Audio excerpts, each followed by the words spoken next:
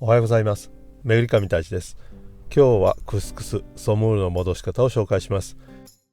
以前にも紹介しましたが、より美味しくなるように詳しく解説していきたいと思います。それでは一緒に作っていきましょう。今回使うソムールクスクスは一番細かいものを使っています。他にいろいろサイズがありますので、好みで使い分けてください。まずボウルにそのクスクスを入れて、汗染め、塩とあとオリーブオイルを入れて、まずよくかき混ぜます。オイルを入れたらよく泡立て器もしくはゴムベラでよく混ぜます。この時オリーブオイルをよくなじませないと、後で液体を入れた時に固まりやすくなります。くっついてしまいますので、よくオリーブオイルをまんべんなくソムールにまとわしてください。今回少しクミンのパウダーを入れてアクセントにしたいと思います。そして今回戻すブイヨンですけども、ブイヨンドキャナーを使っています。そこにサフランを入れて一沸かしさせます。よく沸いて熱いブイヨンを先ほどのクスクスに入れてよくかき混ぜて、温かいところに置いておきます。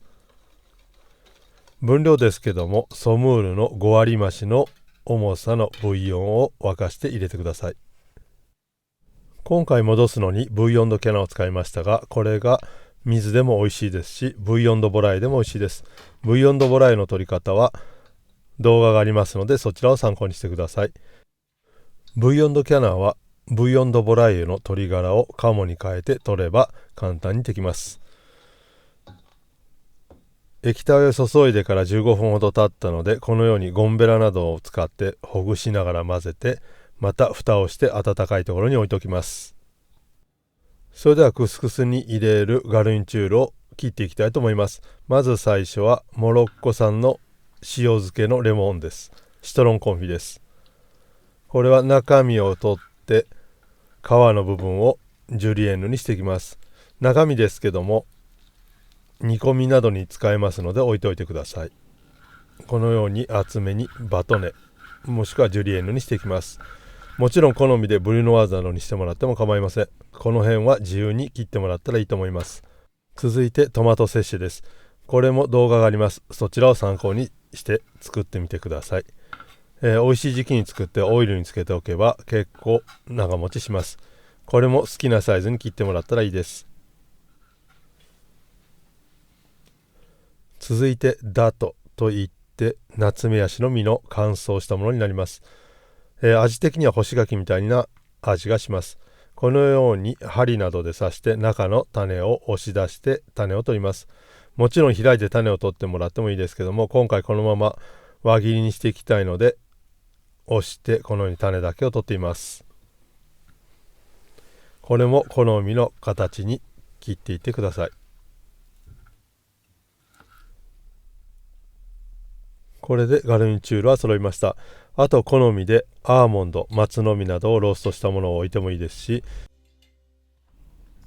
干しぶどう、あとアブリコットの干したものなどを切って同じように置いても美味しいと思います。あとは好みでいろいろ試してみてください。温かいお皿にソムールを盛ったら、あとは先ほど用意したガルニチュールをきれいに散らしていきます。最後仕上げにクミンのパウダーを上から振ります。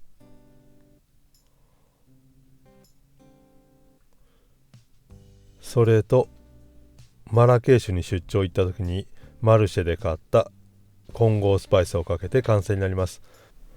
このソムール、料理名でいうクスクスなどには必ずついているガルニチュールです。やはりこのソムールですけども、基本的にブレゼなどブイヨンソースの多いガルニチュールとして一緒に添えるのが一番美味しいと思います。ブイヨンソースをソムールが吸って非常に美味しく食べることができます。ぜひ簡単ですので一度作ってみてください。今回は鴨のもも肉のブレゼに合うガルニチュールとして用意しました。ですのでソムールを戻す時も鴨のブイヨンを使っています。非常に美味しいのでそちらも一度作ってみてください。それではお疲れ様でした。ボナペティ。